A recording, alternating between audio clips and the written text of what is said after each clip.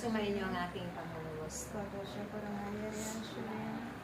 Napagnaslan ko ang inyong pagdiriwang. At ito'y aking lubos-lubos na pinagkalakang pinasasalamatan.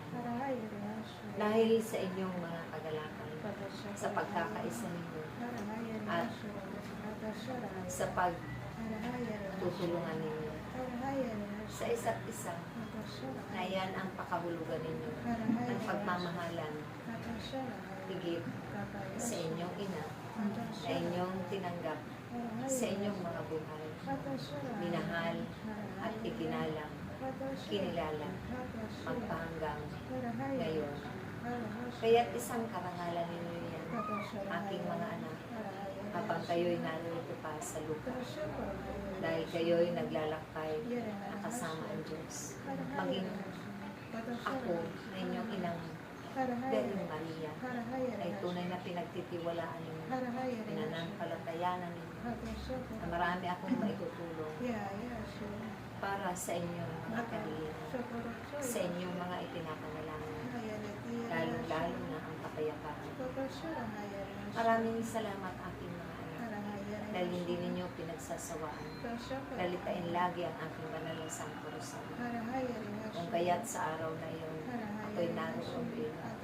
Dahil ang aking pasasalamat ay lubos-lubos sa paglakad ng aking imahe, saan mang tahanan ninyong dinadala.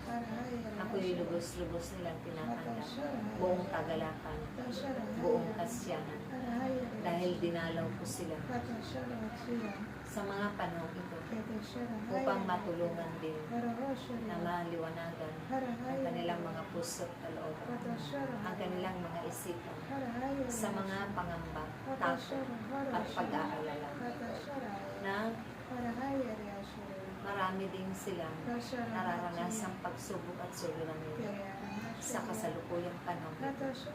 Subalit sa kabila ng lahat, nagagawa pa nila, nadalitain din ang aking banal na Santo sa tulong ninyo at sa pagtutulong ninyo kung papaano nila nakaligtaan ang mga bagay na ito. Pinanunumbalik ninyo ang kanilang tibay ng pananampalataya sa akin, na ako ang magiging ina din nila ng langit at lupa.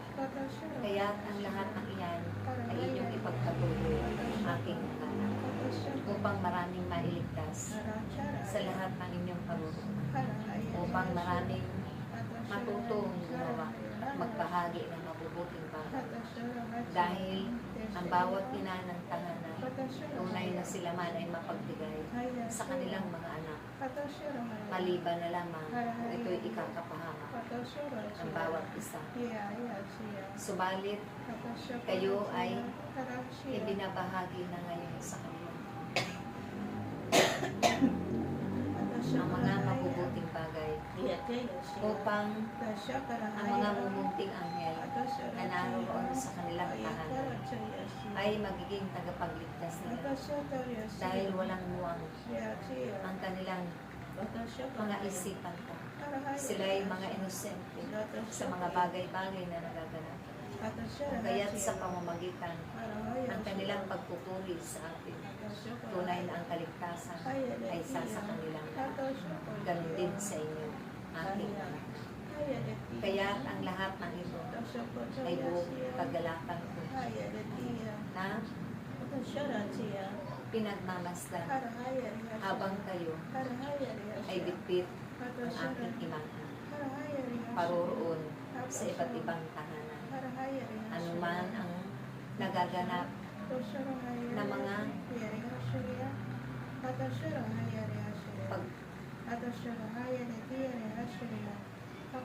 pahintulot ng Diyos, kung maganda man ang panahon o kung minsan man may masamang panahon na kanyang pinahintulutan, subalit naroon pa rin ang inyong pagsusumikap upang ako ay ilakad sa iba't ibang dako ng sanlibutan ito. Kaya't aking mga anak, maraming salamat sa inyong malasakit sa kapwa ninyo, sa inyong titiis at pagsasakripisyo upang sila rin ay maabot ko sa mga panahon ito.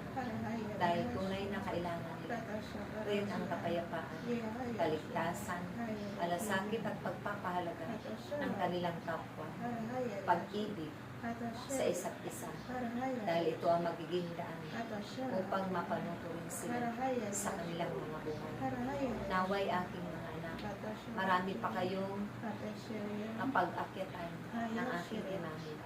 Marami pa kayong matutulungan upang matuto magdasal ng aking banal na Santo Rosario. Maraming kaguluhan ang nagaganap sa iba't ibang dako ng sanlibutan ito. Kaya't huwag ninyong ihihinto ang pagdaralita nito. Dahil kailanman malaki ang maitutulong nito doon sa mga may mga pangamba, pag-aalinlangan, takot, at walang kapanatagan ng kalooban. Papawiin niya lahat ng mga bagay na iyon at papalitan na ng kapayapaan, kagaanan sa kanilang araw-araw na pamumuhay. Sumain niyo nawa ang biyaya at grasya ng Diyos magpakailanman. Sumain niyo rin ang kagalakan at pagkakaisa sa pananalangin para sa kaligtasan, para sa kapayapaan ng mundo ito. Ganun din ang inyong bansa at ng inyong bayan. Sa ngalan ng Ama, ng Anak, at ng Espiritu Santo.